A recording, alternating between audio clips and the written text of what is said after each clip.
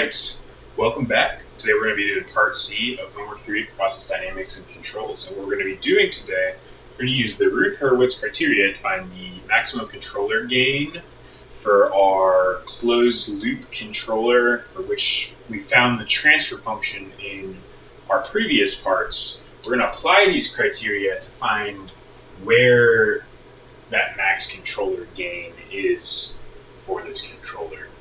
So, as you've probably noticed, we've got a little bit of a different setup here. Typically this monitor's turned off. I just use it to hold the camera, but I felt that today, given the complexity of the Routh-Hurwitz criteria, it would be useful to broadcast its screen right down here in the corner and to have it up here on the monitor so I can refer to it when we're going through with the applying the criteria to this function here. So let's go ahead and get started.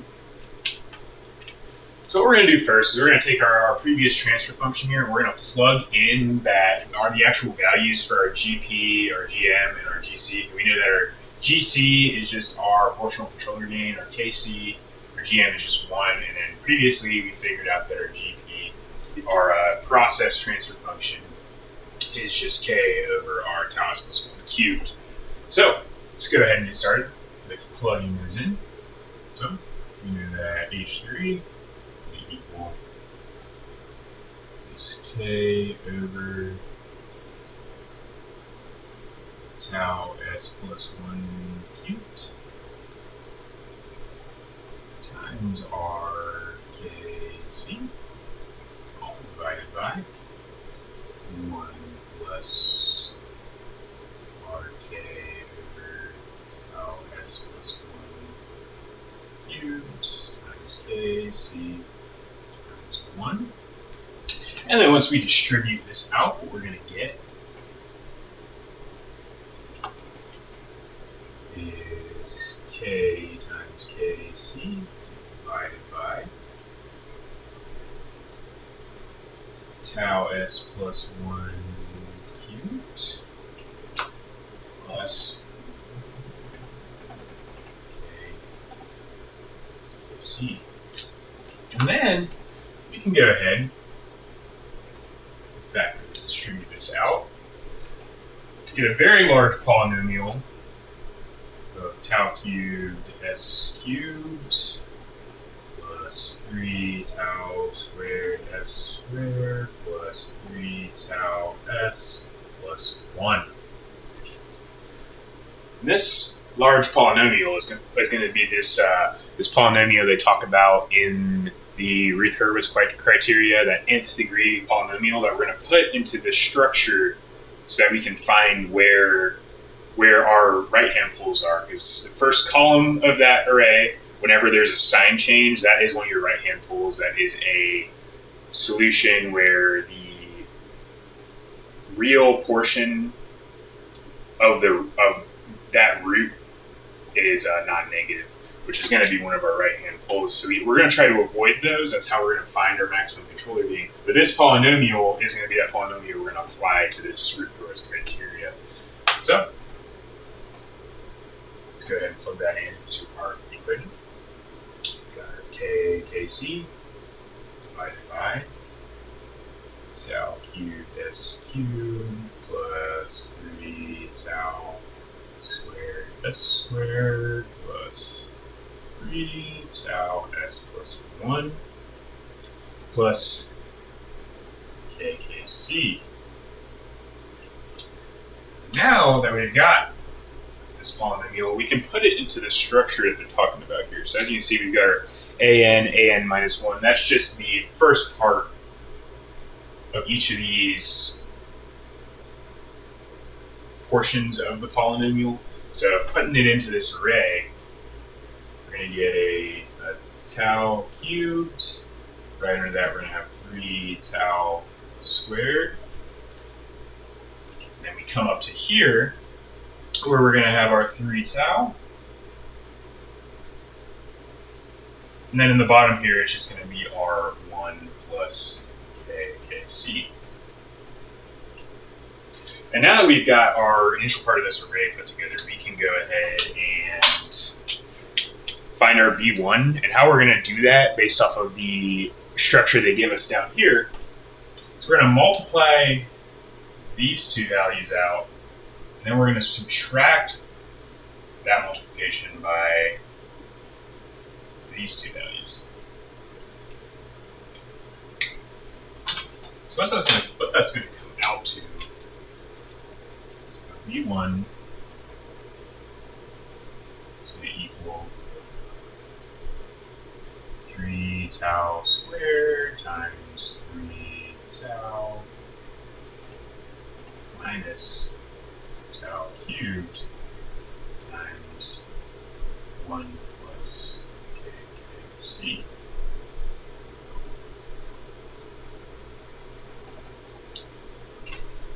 All divided by r n minus 1, so 3 tau squared. And simplifying this down a little bit will yield. So you multiply that out, we get 9 tau squared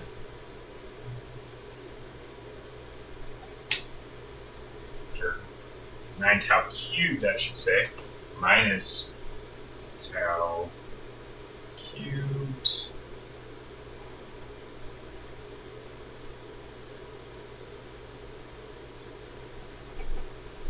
plus tau cubed times KC, all divided by 3 tau squared. We can see once we subtract that 9 by this 1 tau cubed, we're going to get 8 tau cubed, and then we can go ahead and divide out this 3 tau squared because we got tau on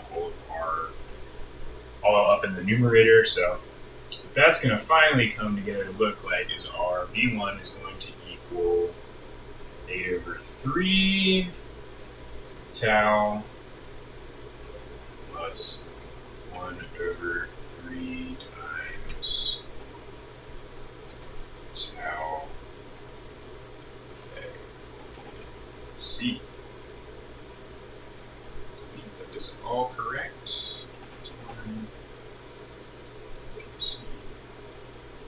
Yes. So that right there is our function B1. And then for our B2, you can see that it's having us reach for values that don't exist. On our matrix, to get our B2, we'd be looking for values here, which, as described on here, are 0, meaning that our B2 is also just going to end up being 0. Being that we know both our B1 and our B2, we can find our C1.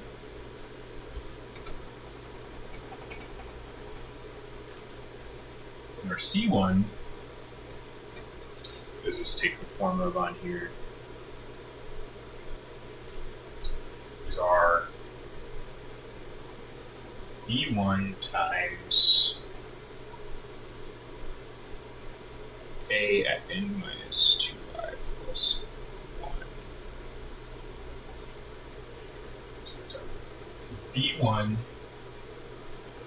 times our 1 plus KKC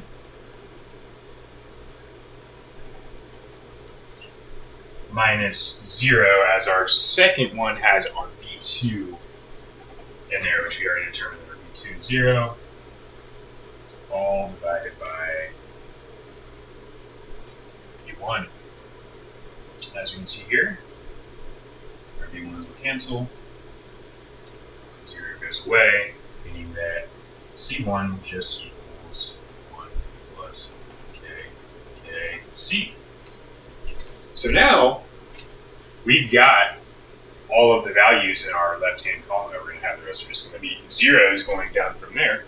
So let's evaluate each of these and see how we can eliminate these right-hand poles and find our maximum control gain. So first, let's just take the form of our AN first part of our matrix is yet again that t cubed.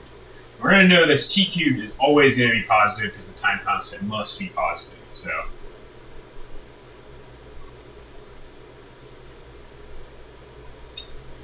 and same with our 3t squared. Yet again, all values here are positive, so this will always be positive. Where it gets tricky is we get to this b1, which again equals our 8 over 3 tau plus whatever 3 tau k k c. So we need to find a value of kc where our b1 will always be positive, because we do not want a sign change. If we get a sign change, that's when we're going to get a right-hand pole. It's going to cause us some trouble. So evaluating this for k versus kc, we can multiply out those 3's, get rid of that tau,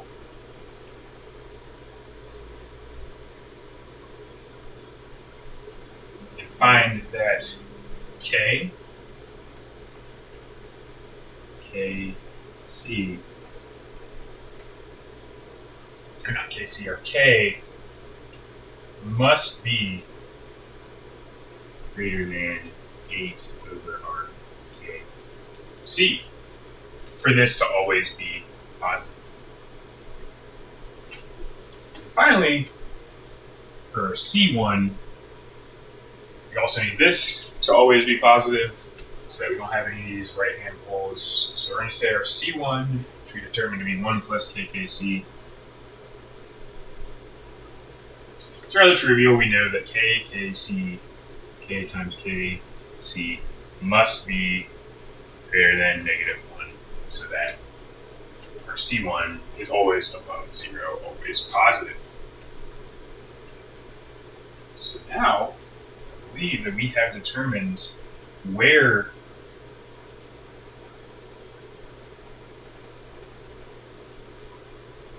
our maximum controller gain is. Okay, so we know k must always be greater than 8 over kc, and we know that k times kc must always be greater than -1, which will allow us to find our maximum controller gain. So let's go ahead and move into Python and code this up a little bit, see what.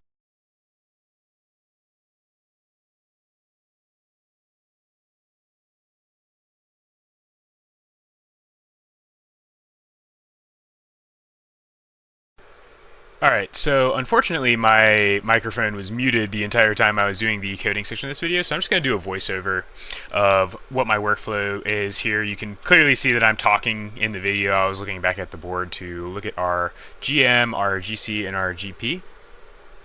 And I'm going to go ahead and put those in there. As we determined earlier, our GM is 1, our GC is our KC, and our GP is going to be that K over tau S plus 1 cubed. And then after I put those in there, I'm going to proceed to put in some values for K and KC. We'll wait till I get there.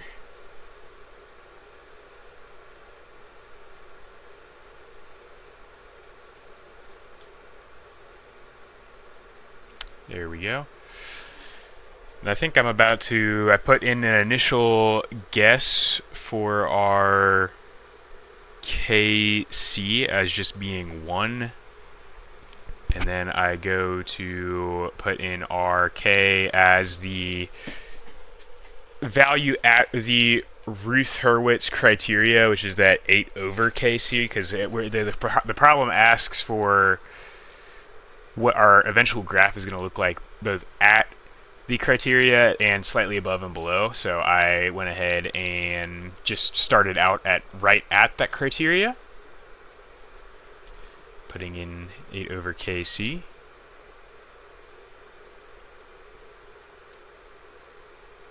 And then I put in our tau value, which I just had it be 1.5 Then once I had all those variables in there, I moved on to put our overall closed loop transfer function in there, which I call G closed, which is that transfer function for our closed loop to find the height in that third tank. I think on the screen there, I'm explaining based off of what's up on the board, which we had derived earlier in earlier parts.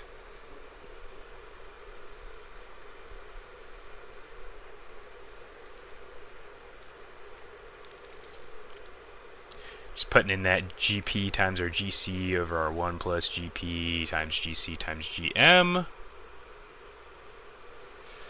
And then I'm talking about how we're going to use one of the CHE tools, the simulate tool, to simulate that transfer function so that we can eventually graph it and then analyze how values above the Routh-Hurwitz criteria will cause our graph to completely crash and diverge, and then how values below it will cause the oscillations that we're going to end up seeing to slowly dissipate away.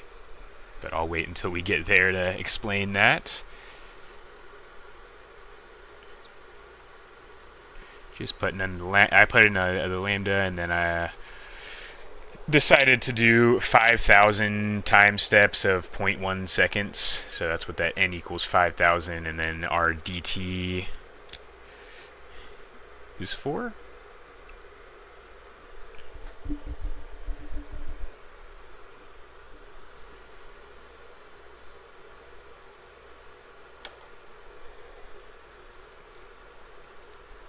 And then, usual fig make subplots. I'm getting into making the plot here, so do the fig equals make subplots, and then we add the scatter. Of course, with all of our gravity drain tank problems, it seems like we got our time and then the height of our tank. So I'm going to add the x is going to be our time, and then the y is going to be our height h.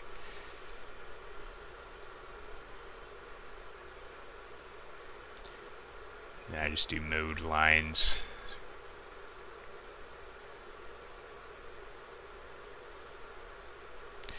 And then there we go. So my interpretation of this was that at the criteria, we don't have those oscillations dissipating or growing out of control and becoming unstable. They just the height is oscillating, but it's stable. It stays that way for very large timescales. And then I went ahead and I was dropping the times we were looking at it, so we could see look at those oscillations a little bit closer, so they weren't so close.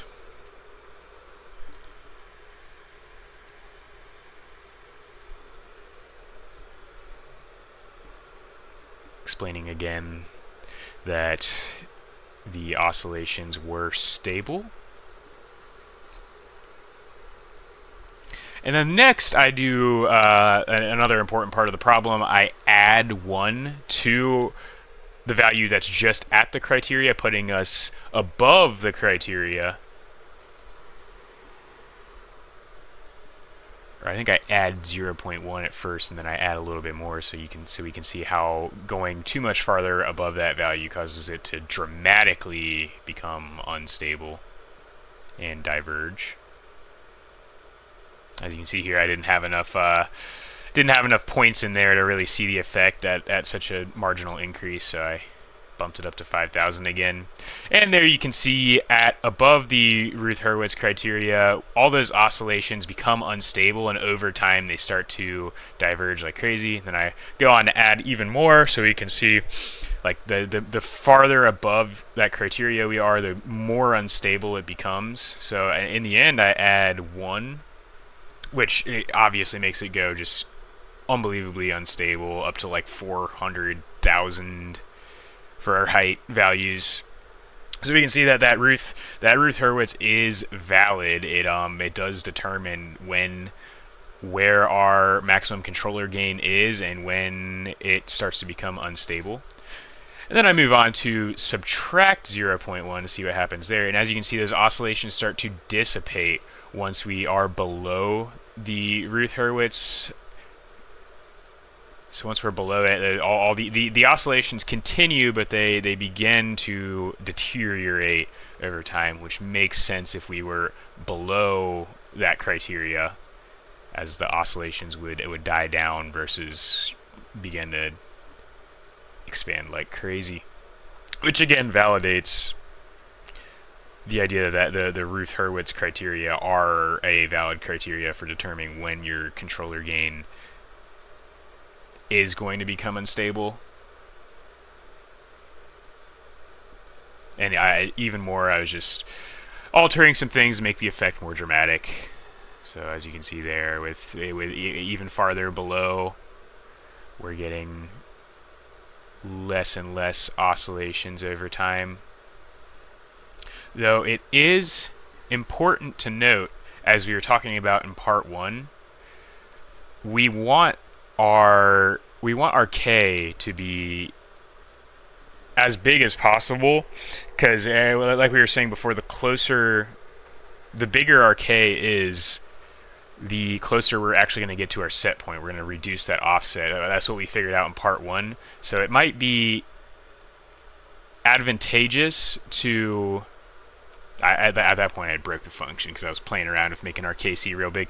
It might be advantageous to reduce those oscillations over time, but to contrast that, we're going to get farther and farther away. That offset is going to get greater and greater over time for